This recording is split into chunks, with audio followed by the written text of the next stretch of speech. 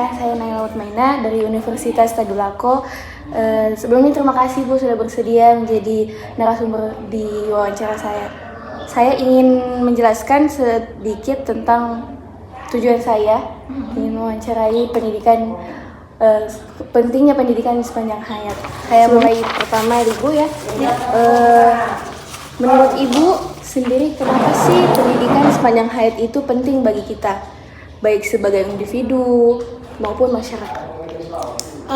Begini, kalau kita melihat fenomena sekarang ya, banyak anak-anak menganggap bahwa pendidikan itu hanya di sekolah. Padahal sebenarnya yang namanya pendidikan itu bukan hanya di sekolah. Kalau kita bicara pendidikan itu dia termasuk dalam secara umum ya, di situ ada ilmu, di situ juga ada karakter. Jadi kalau ilmu, kita bicara ilmu ya, bahwa ilmu didapatkan bukan hanya dalam proses sekolah, tetapi juga ilmu didapatkan bagi orang-orang yang belajar. Nah, belajar di sini bisa kita artikan kita belajar kapan saja, dengan siapa saja, dan di mana saja. Kalau kita lebih meluas lagi kapan saja, berarti sampai kita meninggal. Jadi pentingnya pendidikan itu, kalau menurut saya pribadi itu sangat penting, ya. Sangat penting. Di sini bisa mengubah manusia itu menjadi lebih bermanfaat. Selanjutnya Ibu, pernah enggak ikut kegiatan belajar di luar sekolah seperti pelatihan misalnya atau seminar, kursus?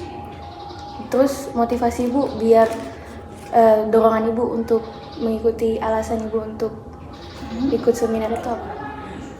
Kalau untuk mengikuti itu pernah, bahkan sering ya. Kalau untuk karena ada seminar pelatihan itu atas dorongan sendiri, ada juga pelatihan atau seminar-seminar yang sebagai utusan. Iya, baik. Kalau untuk sebagai utusan itu kami agak senang ya, karena dipercayakan begitu ya untuk mengikuti kegiatan tersebut.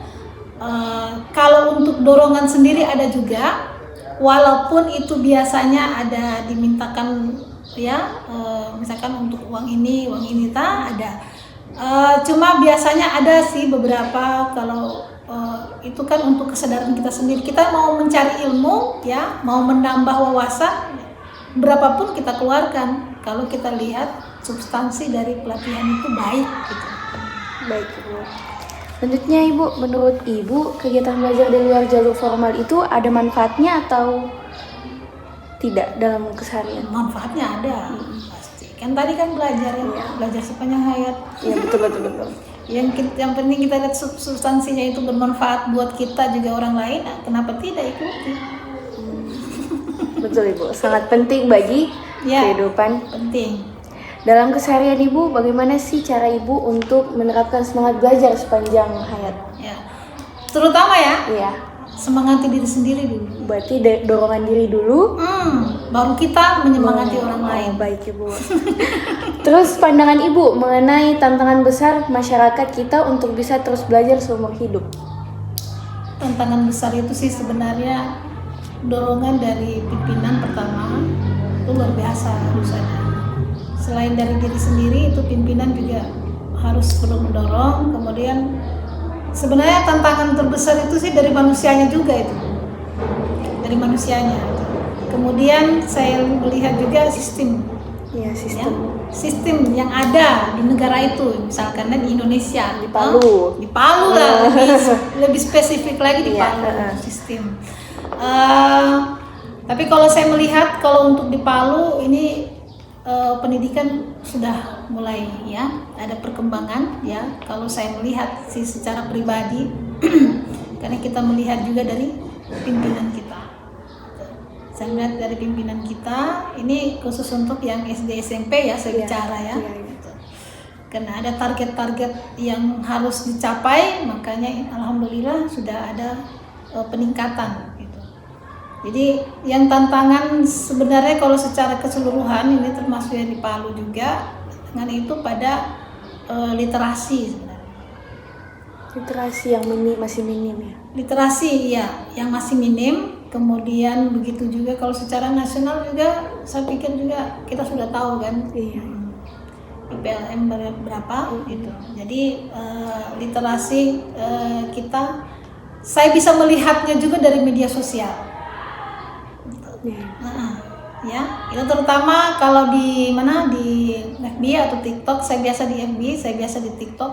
Itu kan biasanya memberikan pencerahan-pencerahan. Kadang saya sering mengkanter ya, berita-berita yang tidak benar, berita-berita hoax, dan banyak ternyata yang betul-betul masih minim literasi informasi terutama ya, terutama masyarakat Indonesia literasi informasinya itu yang masih kurang. Kenapa? Menelan secara utuh itu hoax. Jadi itu yang tantangan sebenarnya. Makanya itu lebih banyak harus pendidikan sepanjang hayat tadi itu penting. Berarti tantangan terbesarnya menurut Ibu itu minimnya literasi pada masyarakat.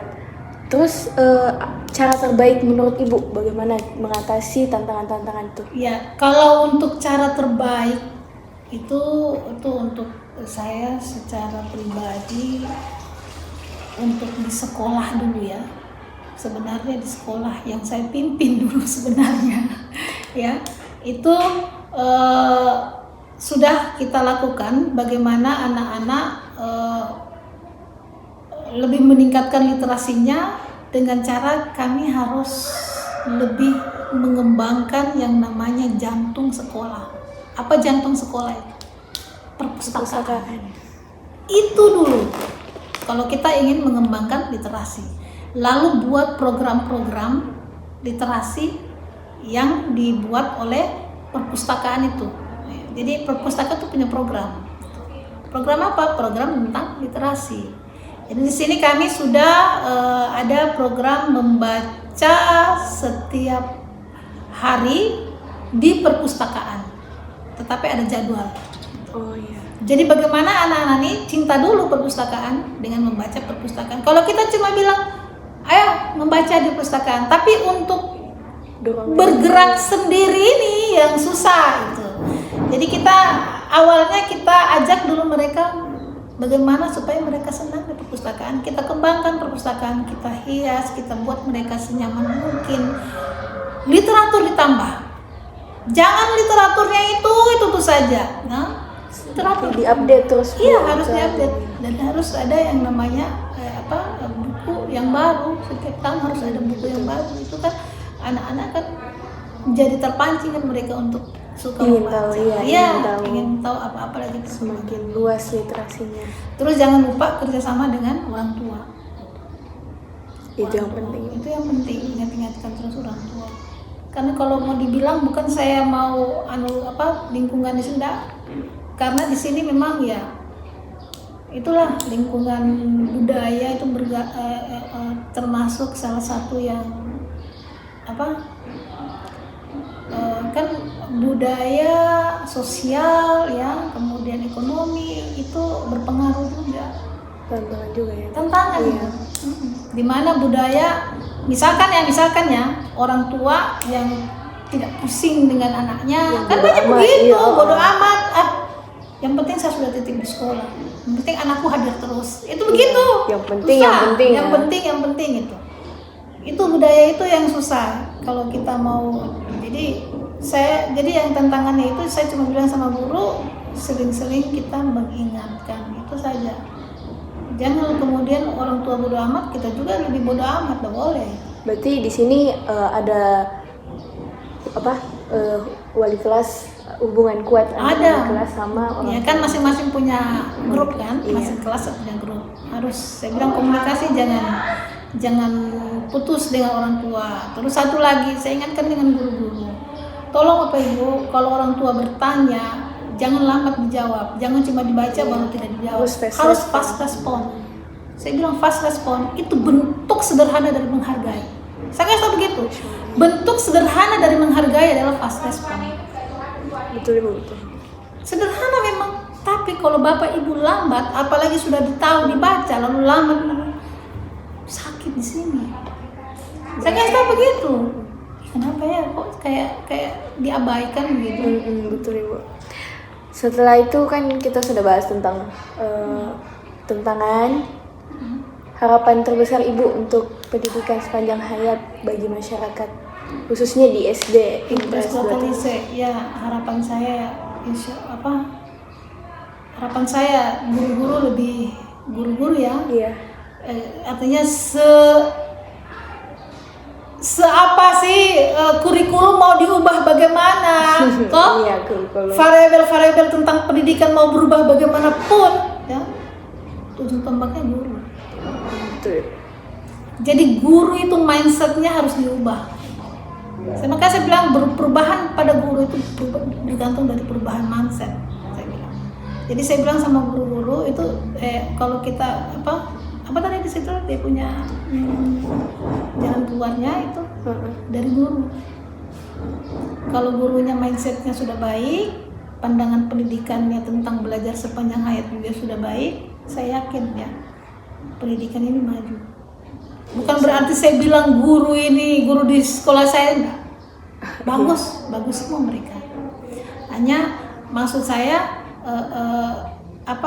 dorongan diri untuk lebih lagi itu harus lebih ditingkatkan. Jadi kalau sudah maju, sudah lebih tingkat lain, saya yakin juga murid-murid akan seperti itu. Kemudian yang kedua itu harapan saya itu karakter yang selalu ya, karakter guru yang menjadi teladan murid itu sebenarnya betul sih. Itu sebenarnya. Jangan kan biasa ada bilangnya begini, saya di sekolah jangan samakan dengan saya di luar. Loh, tidak bisa. Kayak misalnya nongkrong sama Iya, artinya kalau nongkrong sih biasa saja sih. Iya. Tapi kalau misalkan pergi di diskotik, sering-sering pergi ke karaoke, aduh. Saya bilang begini, walaupun kau di luar, itu guru tetap melekat. Iya, statusnya ya. Iya, profesimu tetap melekat dimanapun kau berada. Jangan bilang saya guru di sini tapi di luar jangan, nggak bisa. Saya bilang nggak bisa. Tetap kau ditahu guru. Iya. Tetap profesi melekat dimanapun berada. Kan ada begitu, kan banyak sekali dari di luar itu seperti itu. Bilang ibu, kita ini juga manusia. Kita ini juga kata-kata untuk menormalisasi. Iya. Kami ini juga butuh hiburan, itu kan selalu begitu ya. Iya. Guru juga butuh hiburan, ya. Sehingga mereka menormalisasi guru joget-joget di TikTok gitu. Sama siswa. Padahal akhirnya siswanya apa? Ikut gitu. Makanya saya alhamdulillah di sini mereka tidak punya TikTok. Kalaupun ada, tapi anak kita joget-joget. Iya. Nggak ada. Saya ada, tapi nggak joget-joget. Iya. Gitu. Kan yang jadi masalahnya joget-joget gitu. Tergantung sih ibu bagaimana Jogetnya, dimanfaatkan. Apakah TikToknya dimanfaatkan untuk edukasi atau betul. joget-joget? Kan ada yang joget-joget hiburan, Iya. atau ada yang untuk edukasi. Silakan kalau untuk edukasi. Tapi kalau untuk hiburan jangan. Kalau menghibur bukan di sini. Jadi ada sebenarnya sih tergantung pimpinan juga, dia lebih keras atau toh. Jadi seperti itu. Masih ada lagi bu harapannya untuk Harapan apa lagi ya? Sebenarnya itu kalau harapan untuk yang kedepannya saya lebih pada untuk lebih tingkat di atas ya. Yang tingkatan di atas saya seperti kepala dinas, wali kota sampai pada presiden itu harapannya lebih memperhatikan pendidikan. Ya lebih lagi ya, terutama memperhatikan kesejahteraannya kasihan. iya sudah Kesejahteraannya guru lah. Iya. Itu. Jangan sampai terpecah belah. Iya, kesejahteraan guru, kemudian itu karena mereka juga kasihan. Coba bayangkan guru punya anak misalkan 5. Gajinya itu sebulan itu 4 juta, 5 juta kali itu. Sementara anaknya semuanya itu Sekolah. Dan yang lucunya setiap ada bantuan pemerintah, PNS disingkirkan. Iya. Iya kan? Padahal sebenarnya PNS juga butuh. Gitu. Kalau misalkan anaknya 5 sekolah semua, otomatis dia berhutang kan? Nunggak ya Bu. Enggak. Terakhir nih Bu, setelah harapan tadi, ada tidak pesan untuk kami sebagai mahasiswa untuk kedepannya mengenai pendidikan sepanjang hayat ini, pesan? Pesan saya sebenarnya sama seperti B.J. Habibie. Iya. Disiplin. Disiplin berarti ya. Disiplin dan bekerja keras. Orang cerdas kalau tidak disiplin terlindas. Orang cerdas kalau tidak bekerja keras juga terlindas. Yakin saja itu. Dengan perbaiki karakter. Terus memperbaiki karakter, Terus. disiplin, Dan kerja keras. kerja keras. Saya pikir ada semua sih, termasuk bertanggung jawab Iya, bertanggung jawab. dengan tugas-tugas. Kalau kepala sekolah bertanggung jawab dengan semua keputusan-keputusannya. Baik Ibu, terima kasih banyak atas waktunya dan jawabannya yang sangat luar biasa. Dari wawancara ini saya jadi semakin memahami bagaimana pentingnya semangatnya belajar untuk sepanjang hayat kita. Panjang hayat. Meskipun kita sudah dewasa, tetap semangat terus Semangat. untuk. Ya, jadi saya tambah lagi karena begini, banyak mereka banyak sih masyarakat pada umumnya selalu bilang, iya dengar-dengar sih belajar sepanjang hayat. Memang mereka dengar sepanjang hayat, tetapi sedikit aplikasinya. Jadi kadang kalau misalkan sudah pensiun atau sudah mendekati pensiun, banyak yang sudah lemah. Sudah tidak mau lagi belajar. Sudah tidak punya semangat. Sudah tidak semangat, tidak mau belajar. Padahal ketika kita punya cucu, kita bisa mengajarkan, kita belajar lagi, kita ajarkan kepada cucu kita. Kalau misalkan saya ya, posisinya saya insya Allah panjang umur. Amin. Bisa kita belajar lagi, kita membelajarkan lagi sampai kita. Atau mungkin bisa diaplikasikan lewat literasi, mungkin kita buat buku. Oh iya Bu. Semoga materi ini bermanfaat bagi saya terutama ya Bu, sama penonton yang lagi nonton nih. Jadi terima kasih banyak waktunya Ibu. Sama-sama. Saya tutup, sekian, wassalamualaikum warahmatullahi wabarakatuh. Waalaikumsalam. Baik, kesimpulan yang saya dapatkan adalah pendidikan sepanjang hayat sangat penting bagi kehidupan individu dan masyarakat. Dengan meningkatkan literasi anak bangsa, pendidikan dapat memperluas wawasan serta mendorong kualitas individu sehingga menciptakan generasi yang cerdas. Dengan disiplin serta kerja keras, karena orang yang cerdas pun ketika tidak disiplin akan terlindas. Sekian, wassalamualaikum warahmatullahi wabarakatuh.